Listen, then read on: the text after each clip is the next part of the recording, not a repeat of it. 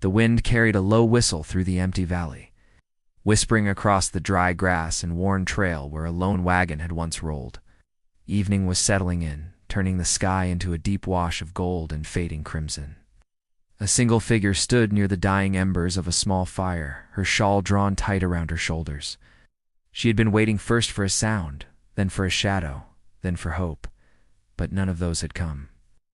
What she had left behind was a promise. What she faced ahead was silence. She had traveled far from everything familiar, believing love would make the road easier. Her fiancé had written words full of dreams letters, filled with talk of a home waiting in the new territory, of a piece of land carved out under the open sky. He had said he would meet her by the trading post near the foothills, where together they would begin the rest of their lives. But that was 3 weeks ago, and she was still alone. Each sunrise brought another round of questions she couldn't answer. Maybe he had fallen ill on the trail. Maybe his wagon had broken down or been caught in a storm. But as days passed, the truth began to weigh heavier on her chest. Somewhere in the dust and distance, he had chosen to leave her behind. Her name was Clara, and she had never been one to break easily. She was raised on the edge of hard times, learning to mend her own clothes and fix a fence post when her father wasn't there to do it. But heartbreak had a way of finding the softest part of a person, and that was where it struck now.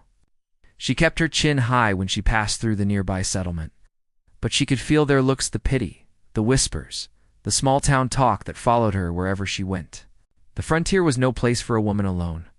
At night, the sounds carried the howl of coyotes, the distant creak of shifting trees, and sometimes the faint rhythm of drums that echoed from far-off ridges. She had heard stories from the settlers, tales about the Apache camps scattered beyond the hills. They spoke in hushed tones, describing them as ghosts of the land, waiting, never seen until they chose to be. Clara didn't know what to believe. She had never seen one up close, though she had glimpsed movement now and then near the river. A shadow between the cottonwoods, or a flicker of a figure that seemed to still to be the wind. She told herself it was nothing. But that night, as she stood by the last of her firelight, she felt it, the quiet weight of eyes watching from the darkness beyond.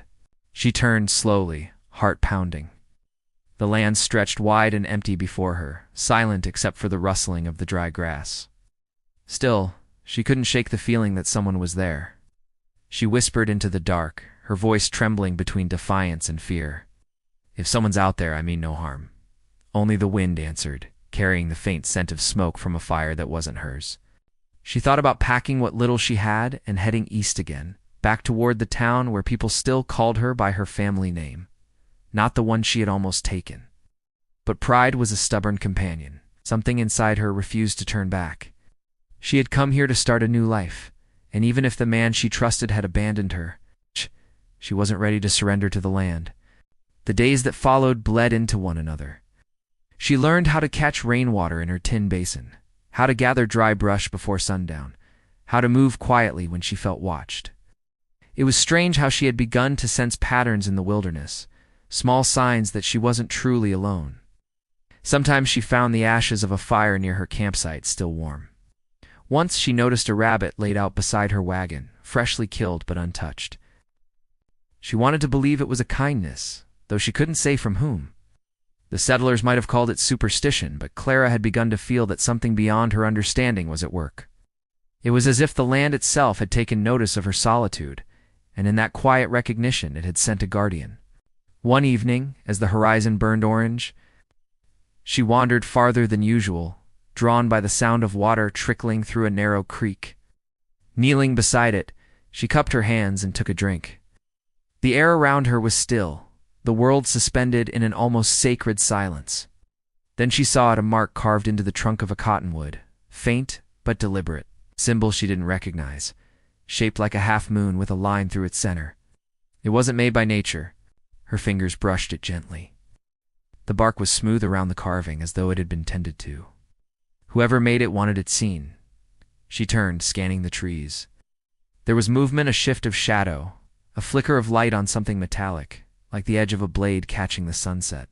Her breath caught. "Who's there?" she asked, her voice low. No reply. But then, from the trees, a figure stepped forward. Not rushing, not threatening, but steady, deliberate. He stood tall, his presence commanding and quiet.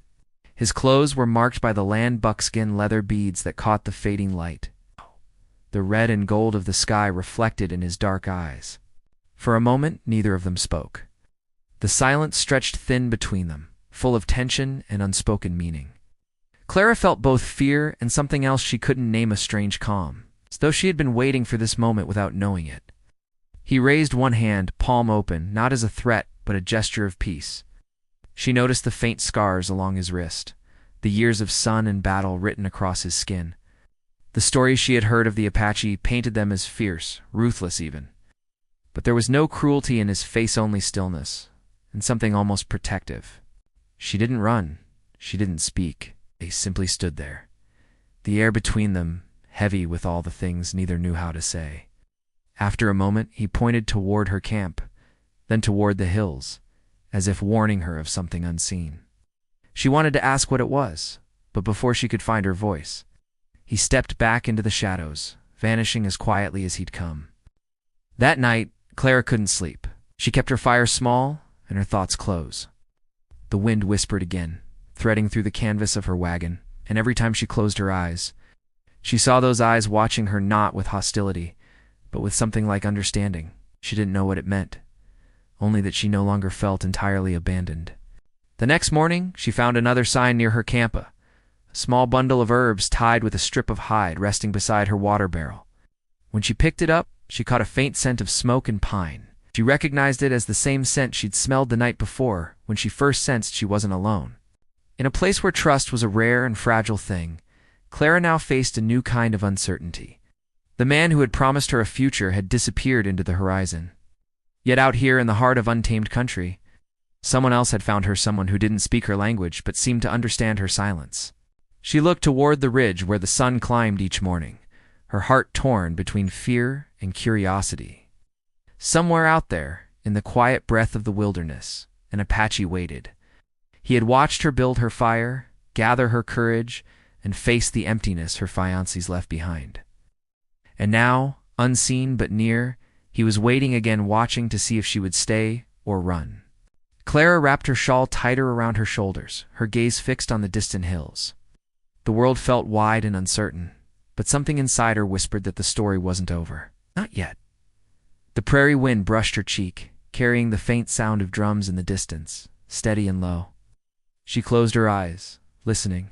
For the first time in weeks, she didn't feel alone. What she didn't yet know was that beyond those ridges, a man who had lost his own home long ago was watching the woman who had lost hers. And before the next full moon, their fates would cross again in ways that neither could yet imagine. The days that followed settled into a rhythm that was both uneasy and strangely peaceful. Clara rose before dawn, watching the mist lift from the valley while the light crept slowly over the hills. The land had a way of reminding her that it belonged to no one. It breathed with quiet strength, shaping its own rules, forcing whoever lived upon it to listen.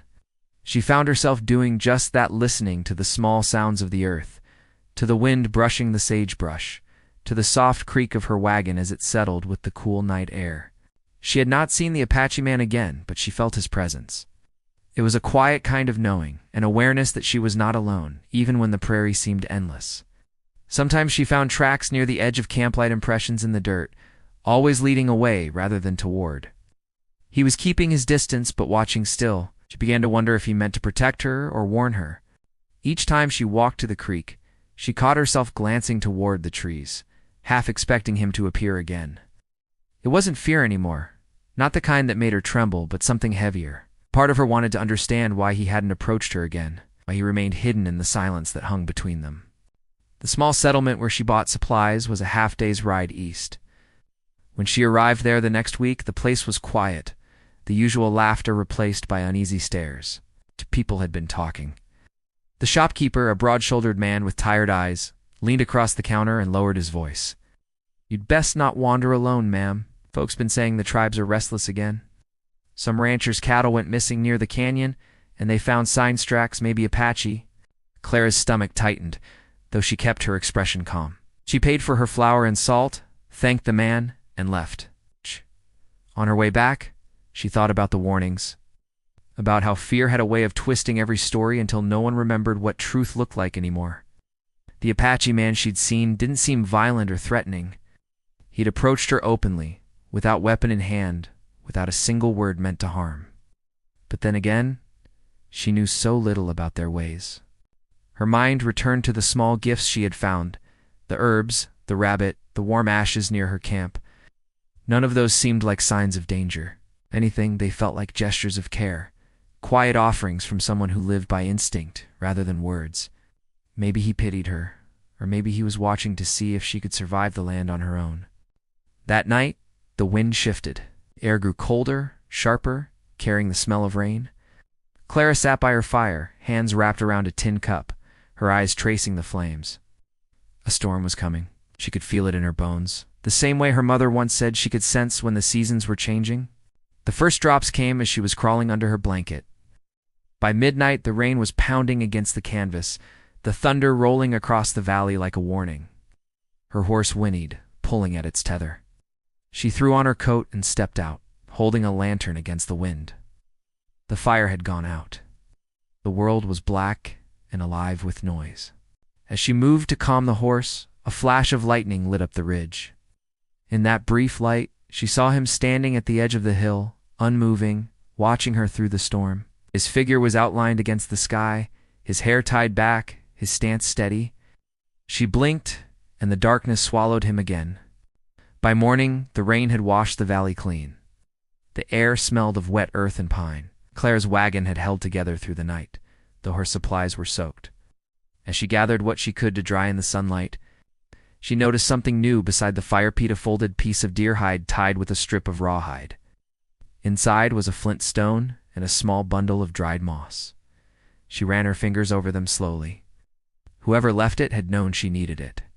She turned toward the ridge again, her eyes tracing the distance. "Thank you," she whispered, though she doubted he could hear. Somewhere in the hills a hawk cried, its wings slicing through the clear blue sky. As the weeks passed, her fear turned into curiosity. She began to wonder who he was before she ever saw him, what life he had led, what losses he carried. There was something about the way he moved, quiet but sure, that spoke of a man who had seen too much to waste energy on noise. She imagined that maybe he, too, had been left behind by something or someone. And that shared solitude was what bound them without words. In the settlement, the tension was growing. People spoke of missing wagons, of gunfire heard near the canyon, of tribes pushing farther east. Clara avoided their gossip, though she couldn't ignore the unease it brought. She knew the Apache had been forced off much of their land, their hunting grounds fenced and claimed. The settlers called it progress. To her, it felt like something else entirely, an ache that spread across the soil, carried by those who refused to see the wrong in it. One afternoon, while collecting firewood near the creek, she found the mark again, the half moon carved into another tree, this time lower, as though placed for her to find easily.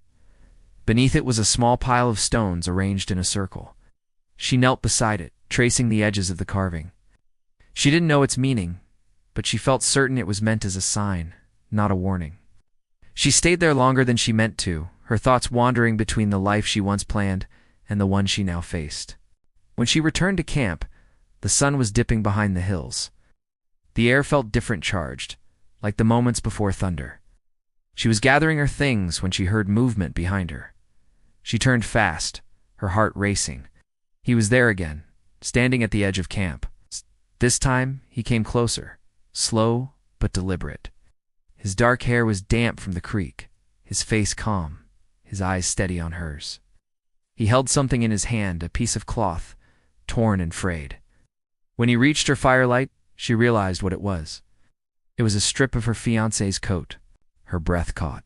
"Where did you get that?" she asked. Stepping forward, he didn't answer. Instead, he pointed toward the west, beyond the hills. His expression didn't change, but there was something heavy in his gaze, something like sorrow. She wanted to ask more, but he turned away before she could. Clara stood frozen, staring at the coat scrap in her hand. It was real, the stitching, the fabric. She recognized it. Her fiancé had worn it the day he'd left her in town, promising to meet her at the post. The questions she had buried came flooding back all at once. What had really happened to him? Had he been lost, or had he chosen another path entirely? That night, she couldn't rest. She turned the cloth over and over, her mind chasing every possibility. The Apache man's gesture could mean anything: that her fiancé was dead, that he had betrayed her, or that the truth was tangled somewhere in between. The fire cracked softly, and she looked toward the darkness where the man had disappeared. The next morning, she set out in the direction he had pointed. She didn't know what she was hoping to find: answers, perhaps, or at least a trace of truth. The land stretched ahead, vast and unyielding, with the sun blazing over the ridges. Ow. Her boots pressed into the dirt, following the faint trail that wound between the rocks. The higher she climbed, the quieter everything became. When she reached the top, she paused. Below her, the valley opened wide, the river glinting like glass in the distance. Near the bend of the river, she saw its remains of a small wagon, half burned, its wheels broken, pieces of wood scattered like bones. Her breath hitched as she made her way down the slope, her hands trembling. She found fragments of cloth, bits of metal, and a few charred pieces of furniture. It was clear the wagon had been attacked, but by whom? The ground around it bore old tracks, hard to read after rain, though she could tell some were from horses, others from boots. She searched the area, hoping for something to tell her what had happened, but there was nothing more. Then she noticed another mark carved into a nearby tree, the same half-moon, but this time crossed twice instead of once. Her heart pounded as she traced it with her fingers. She didn't understand the meaning, but she knew one thing: whoever the Apache man was, he had brought her here for a reason.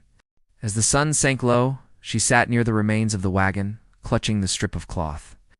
The silence pressed around her, thick and endless. Somewhere behind her, she thought she heard movement against soft footsteps on the dirt, slow and careful. She turned, but saw nothing, only the shadows lengthening across the valley. She stood, brushing the dust from her skirt, and looked toward the ridges where she knew he watched from afar. The questions burned inside her about her fiancé, about the attack, about why an Apache would choose to help a woman who had no place left to go. The land offered no answers, only the echo of her own heartbeat in the wind. As night crept in, she started back toward her camp, the trail fading in the dim light. She didn't see him again that evening, but she could feel him there, unseen yet present, guarding her steps. Something told her that whatever bound their lives together was far from over. The truth was waiting somewhere in the silence, just beyond her reach. Soon she would have to face it. The wind carried a strange quiet over the land the next morning, a quiet that felt too heavy to be peaceful. Sarah awoke early, long before sunrise, her mind still circling around what she had seen at the river bend. The burned wagon, the carved marks, the strip of her fiancé's coat, none of it fit into the story she had once believed. She had come west, chasing love, and now she was standing among ashes and riddles left behind by a man who had vanished without a word. The Apache had shown her the way there. That much she knew. But whether he was warning her or leading her into something deeper, she couldn't yet tell. He moved through the land like part of it, always near, but never seen unless he wanted to be. She felt him in the rustle of the trees, in the shifting air, in the strange comfort that came each time she realized she wasn't completely alone. She tried to keep her hands busy that morning, mending the harness, sorting what food she had left, and boiling water for coffee. Still, her thoughts wandered back to the man she had once trusted. What if he had betrayed her? What if he had left her not by accident, but by choice? The coat scrap wasn't burned like the rest of the wreckage. It had been torn, as though in struggle. A detail kept needling at her. By noon, she saddled her horse and rode toward the settlement again. The sky was clear and pale, the kind of blue that made the land seem endless. When she arrived, she noticed the town felt different, tense, restless. Men stood in small clusters outside the general store, their voices low and sharp. She hitched her horse and stepped inside. The shopkeeper looked up quickly, then glanced toward the window before speaking. "You shouldn't be out here alone, ma'am," he said. "There's talk of raids west of the ridge. Some say the Apache are watching the trails again." Clara met his gaze. "Have they hurt anyone?" He hesitated. "Not yet, but a few travelers went missing near the canyons. And the marshal's been saying a white man was seen riding with them, someone wearing a soldier's coat." Her stomach dropped. She tried to steady her voice. "A soldier's coat." The man nodded. "That's what they're saying. No one's sure who he is. This could be a deserter. Could be worse." Clara left without saying another word. Her hands were shaking when she untied her horse. Words replayed in her mind over and over: a white man riding with the Apache. It was impossible. Or maybe she just didn't want to believe it could be true. Her fiancé had once been a cavalry scout, proud of his uniform and his duty. Could he have turned against his own? Or was it someone else entirely, caught between two worlds? As she rode back, she kept scanning the horizon.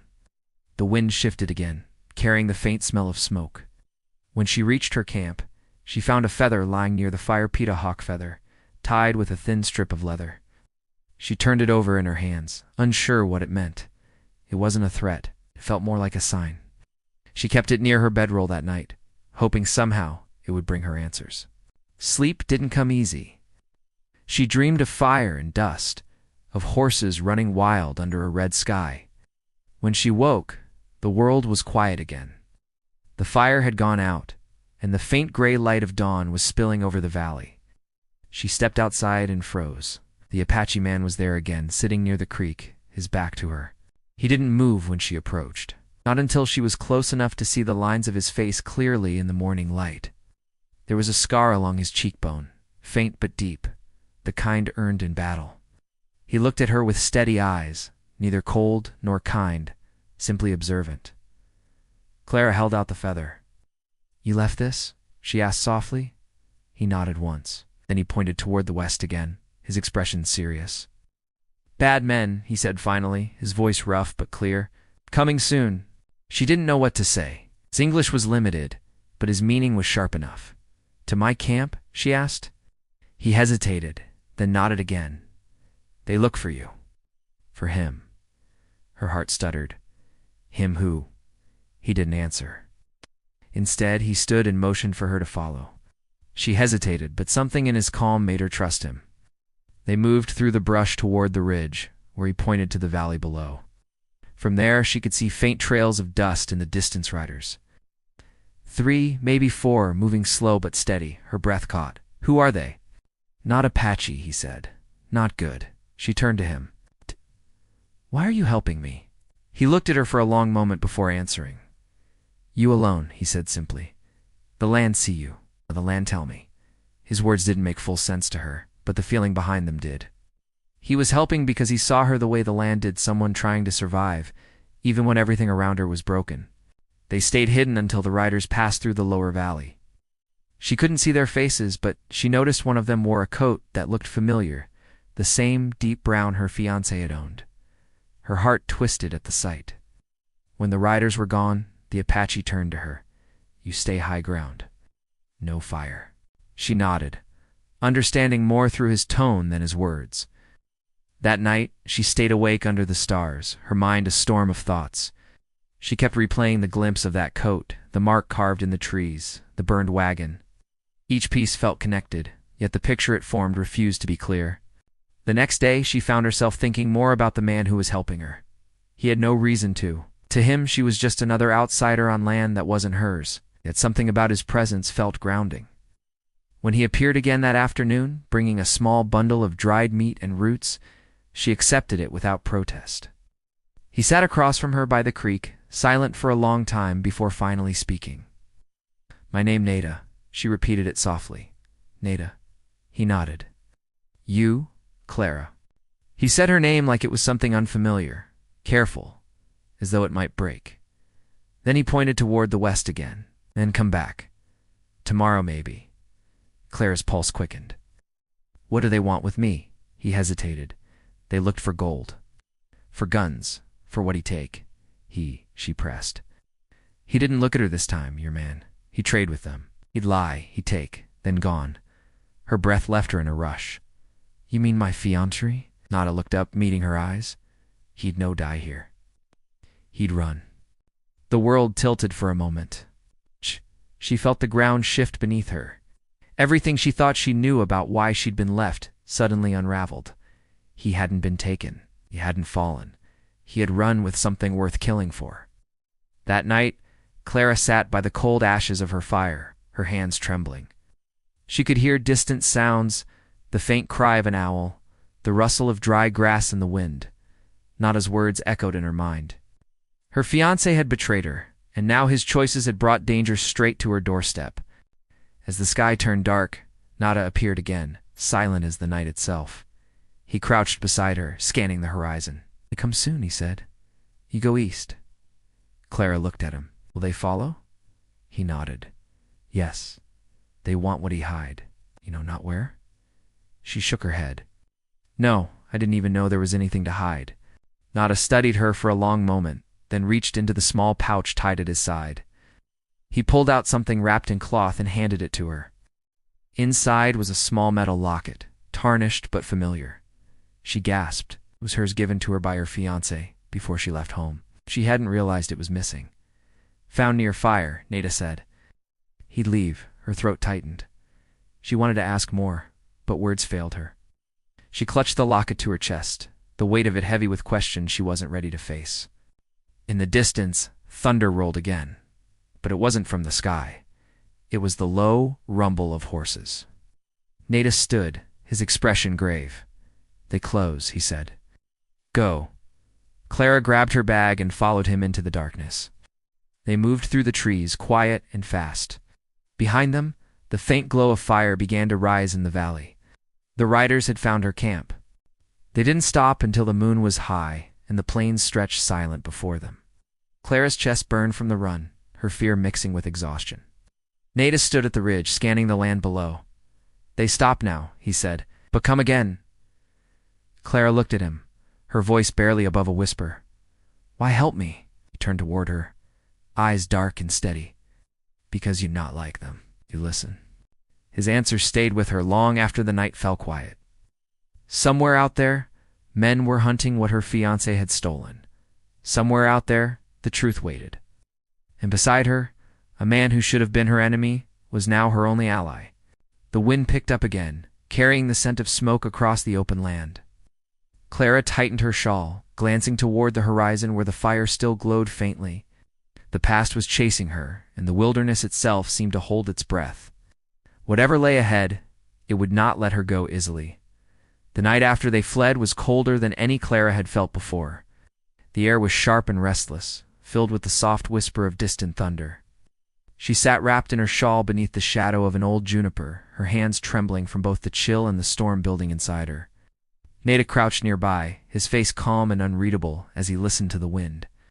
His silence carried a weight she could almost feel pressing against her chest. They had run for hours, crossing through dry creek beds and climbing rocky trails until the glow of the fire was far behind them.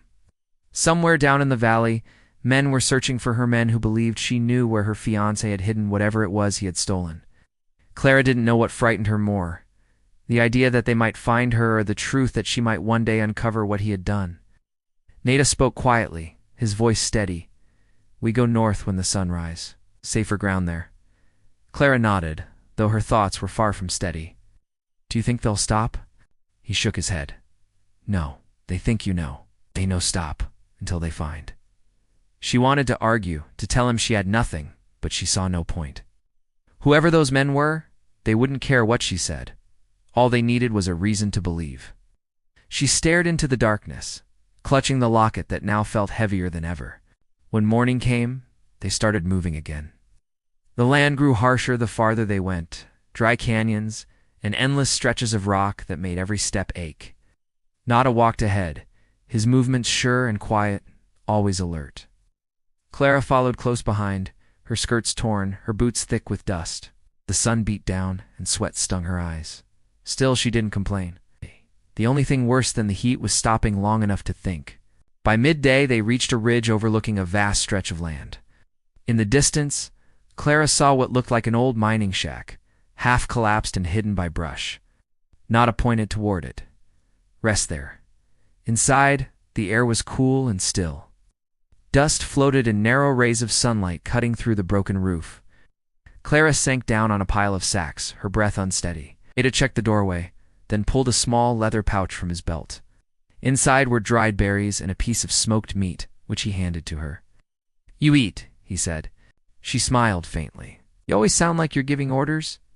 He didn't smile back. "You need strength. They come fast now." His words made her pause. "You think they're close?" He nodded once. "They track easy in dry ground." Clara swallowed the lump in her throat. "Nada," she said softly. "If they find us, what will they do?" He looked at her for a long moment before answering. "They kill you if they think you lie. They kill me because I help." The truth of it hung in the air between them. It wasn't said cruelly, only plainly, as though he had already accepted it. Clara turned away, staring at the light spilling through the cracked wall. "Then we can't let them find us," she whispered. Nada moved to the doorway, scanning the horizon. "They near," he said. 2 days, maybe less." She followed his gaze. The land stretched empty and quiet, but something in his tone made her heart race. "How do you know?" He pointed toward the east. "Smoke, small fire. Scout fire." Clara squinted, and then she saw a faint ribbon of gray curling into the sky. Her pulse quickened. The hunters were closing in. That night they built no fire. They sat in the dark, the cold air heavy around them. Nada stayed awake, listening while Clara tried to rest. But every sound, the rustle of leaves, the distant cry of a coyote made her startle. When she did drift into sleep, she dreamed of footsteps and voices, of firelight flickering across her fiancé's face as he turned away from her again and again. When she woke, the first light of dawn was spilling across the valley. Nata was gone. Panic rushed through her chest. She rose quickly, scanning the trees. Before fear could take full hold, she saw him emerging from the brush, carrying a small bundle wrapped in hide. He set it down beside her and unwrapped it carefully. Inside were a few pieces of old silver, a rusted pistol, and something that made her blood run cold. A metal badge, worn smooth but still marked with a faint star. Clara stared at it. "A marshal's badge," she whispered. Nada nodded. "Found near old trail. Men come from there." Her thoughts tangled fast. Then my fiancé must have taken something from the law. Maybe they were after him, not me. Nada studied her face. Maybe both. He lied to many. White men hunt for gold, for land, for what not theirs. She wanted to deny it, but the words hit too close to what she already feared. The man she had followed west had made promises that sounded too big for the truth. He had talked about starting a new life, about land that was already claimed, about men who could be paid off to look the other way. She had loved him then, too much to question the details. But now, every piece was coming apart. By evening, the first signs of pursuit appeared. Nada spotted them from the Ridge 3 riders moving through the canyon below. They were too far to recognize, but their direction was clear. Clara's heart thudded painfully as she watched the dust trailing behind them. "We can't outrun horses," she said. "We not run?" Nada replied quietly. He led her north, weaving through the canyons until the land narrowed into a labyrinth of stone. The air was cooler here, the wind echoing softly between the walls. He found a narrow opening between 2 cliffs and motioned her inside. The space was small, barely wide enough for the 2 of them to sit. From there, they could see the canyon below without being seen. They stayed silent as the riders passed by. Clara's heart pounded with each hoofbeat. The men spoke in low voices, too far to make out words, but one sound caught her attention, a laugh she recognized. Her breath caught in her throat. It was him. She didn't have to see his face to know. The tone was sharp, confident, the same laugh that once filled her with comfort. Now it twisted something deep inside her. When the riders disappeared down the trail, she turned to Nada, her face pale. "He's alive." Nada's expression didn't change. "You sure?" "I'd know that voice anywhere." He looked out toward the canyon again, his jaw tight. "Then truth comes soon." They waited until nightfall before leaving the hiding place. The moon hung low, turning the rocks silver. Nata moved quietly, his hand resting near the knife at his side. Clara followed close, every sound amplified in the stillness. Somewhere ahead the riders had made camp. She could see the faint flicker of firelight against the canyon wall. Nada motioned for her to stay behind a ridge while he crept closer. She waited, her heart hammering. Minutes passed like hours. She strained to hear anything, the voices, the crackle of fire, a clue. Then a sharp sound split the silence, a shout. Clara rose halfway, panic flooding her chest. She saw movement near the fire figures grappling, a spark of metal catching the light. Then a gunshot echoed through the canyon. Her breath froze. She couldn't move. Shot rang in her ears long after the echo faded. When Nada appeared again, his face was set and grim. He said nothing at first, just motioned for her to follow. "What happened?" she whispered. He didn't answer right away. One man gone. Others come mourning. Clara felt the ground tilt under her. They'll come for us. He nodded. Yes, we move now. They climbed through the rocky pass until dawn began to rise. Clara's legs ached, her throat raw, but fear kept her moving. When they finally stopped, the valley below stretched wide and golden, the horizon painted in red light. Nada stood at the edge, scanning the distance. This place, he said softly, Apache ground. They know, come here. Clara collapsed against a rock, her chest heaving. Why not? He pointed. Toward the carved stone ahead, ancient markings etched deep into the rock face. Old land, sacred. They fear what they not understand. She stared at the carvings, the shapes and symbols she couldn't read, but somehow felt. And you? He met her gaze. I respect, not fear. The air grew still again, heavy with the kind of quiet that carries warning. Clara looked down into the valley. Far in the distance, she saw the faint glint of rifles catching sunlight. The men were coming, and this time there would be no running left to do. Nada turned toward her, his voice low. When they come, you stay behind me. No, she said quickly. If they want me, I won't hide. He looked at her for a long moment. You brave, he said finally. But brave can die easy. She felt the weight of his words, but didn't look away. So can fear. The wind picked up, carrying the scent of dust and gunpowder. The riders were drawing closer, their shadows stretching across the plain. Nada reached for his knife, his expression calm but fierce, every line of him ready. Clara stood beside him, her pulse racing. The truth was moments away now, the truth about the man she once loved, about what he had done, about why the land itself seemed to keep her here. The air trembled with tension, the horizon burning with the light of the coming day. And somewhere beyond the rocks, the sound of hoofbeats began to rise again, steady and relentless, carrying the promise that everything was about to change. The rising sun spilled a soft gold light across the canyon. It did nothing to ease the tension in Clara's chest. The riders were close now. She could feel the ground trembling beneath her boots, each beat of the horses echoing like thunder in her bones. Nada stood tall beside her, his knife glinting faintly as he watched the narrow trail below. There was no more running to be done. When the first figure appeared, Clara's breath caught. It was him, Jacob. His hat was low, his coat torn and covered in dust. But she knew the way he sat on a horse, the easy confidence that used to draw her to him. The other two riders stayed slightly behind, watching for movement among the rocks. Jacob lifted his hand, signaling them to slow. His voice carried over the wind. Clara, I know you're here. Come out, sweetheart. Let's end this. Her throat tightened. Nada's hand came up, stopping her before she could move. He lie, he said softly. He'd bring death.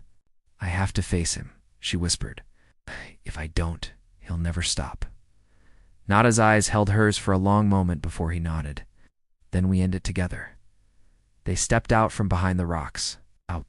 Jacob's eyes widened slightly when he saw Nada, then settled on Clara. A slow smile spread across his face. Well, look at you, he said, dismounting. Didn't expect to find you hiding out with one of them. Clara's voice was steady, though her heart pounded. You took something, Jacob. What was it? Why are they after me? He laughed, shaking his head. Always so curious. You wouldn't understand. I made a deal, that's all. Those men down there, they don't take kindly to being cheated. I just needed time. Time for what? To get clear of them. To start over. You and me, like we planned? Clara felt anger rise inside her, burning through the fear. You left me to die, Jacob. You lied about everything. His smile faded. I did what I had to. You think anyone survives out here by being honest? Nada stepped forward then, his tone calm but firm. You bring death where you go. You don't care who die for you. Jacob's eyes narrowed. This doesn't concern you, Apache. Step aside before you get yourself killed. Nada didn't move. His silence was answer enough. The tension snapped in an instant. Jacob drew his gun, but before he could aim, Nada lunged forward, knocking his arm aside. The shot went wild, echoing across the canyon. The horses reared and the other riders scrambled for cover. Dust filled the air, and Clara dropped low behind a rock as the fight broke loose. Jacob swung hard, the gun clattering against stone, but Nada moved with precision. They struggled near the edge, boots sliding on loose gravel. Clara shouted, her voice lost in the chaos. A second shot rang out, striking the ground beside her. One of the riders had taken aim, firing into the dust. She grabbed the fallen pistol Jacob had dropped and turned, her hands shaking. She didn't want to use it, but when the rider advanced, she fired once. The man fell back, his weapon slipping from his grasp. Silence followed, sharp and sudden. When the dust began to settle, Nada stood over Jacob, holding him down, the knife pressed to his throat. Jacob's face was pale now, his eyes darting between them. "You don't have to do this," he gasped. "We can walk away. Nobody needs to die." Nada's voice was low. "You already kill enough." Clara stepped forward, her hand trembling. "Nada, stop. Let him go." He hesitated, then slowly drew the knife away and stood. Jacob pushed himself up, coughing, eyes wide with disbelief. "You think this changes anything?" he spat. "They'll keep coming. You can't hide from what I did." Clara's gaze was steady. "I'll face it. Go. But you won't run from it anymore." Jacob looked at her as if seeing her for the first time. The arrogance faded, replaced by something hollow. He opened his mouth to speak, but before he could, one of the horses bolted suddenly, startled by the lingering smoke. The ground beneath Jacob shifted. He stumbled back, reaching for balance, and then he was gone, slipping over the ridge. The sound of his fall faded into the canyon below. Clara stood frozen, her breath shaking. Atta didn't move for a long time. Finally he said softly, "He'd choose his path." She nodded, unable to speak. The wind rose again, carrying away the last traces of gunfire and dust. For the first time in what felt like forever, the silence wasn't filled with fear, it was filled with the ache of something ending. They buried the fallen rider at the edge of the canyon, marking the spot with a simple stack of stones. Clara helped quietly, her hands raw and covered in dust. When it was done, she looked out over the valley, the morning light spilling across the land. "What now?" she asked. Nada wiped his hands and glanced toward the horizon. "You go back? East, maybe find new place?" She shook her head. "There's nothing for me back there. Everything I had is gone." He studied her for a moment. "Then stay. Land need people who listen, not take." Clara smiled faintly. "You think I could learn that?" He looked toward the rising sun. "You already learned more than most." They set up camp in a small clearing surrounded by cedar and stone. The days that followed passed quietly, the kind of quiet that heals. Clara began to understand the rhythm of the land, the sound of the wind before a storm, the way the light changed across the rocks, the calls of birds at dawn. Nada taught her how to find water hidden under dry ground and how to read the tracks of animals moving through the brush. At night, they sat by a small fire, speaking little but sharing the silence easily. Sometimes, she caught him watching the stars with a distant look, as if he saw stories written in them. When she asked once what he was thinking, he said, "Past and future are same. Both chase you until you stop running." She thought about that often. Her life before had been full of running from truth, from loss, from herself. Out here there was nowhere left to hide. Weeks passed before they saw anyone else. One morning, a small group of settlers appeared on the horizon, tired faces, worn clothes, children clinging to their mothers. They were lost, searching for a river that had long since dried up. Clara and Nada guided them to a safer trail, shared what food they had, and pointed them east toward the trading post. Before they left, one of the women took Clara's hands and said, "You're a blessing out here." When the group disappeared over the ridge, Clara stood for a long while, watching the dust fade behind them. Something settled in her chest, then a quiet understanding that the land had taken her pain and given her purpose in return. Months later, the seasons began to change. The nights grew cooler, the sky clearer.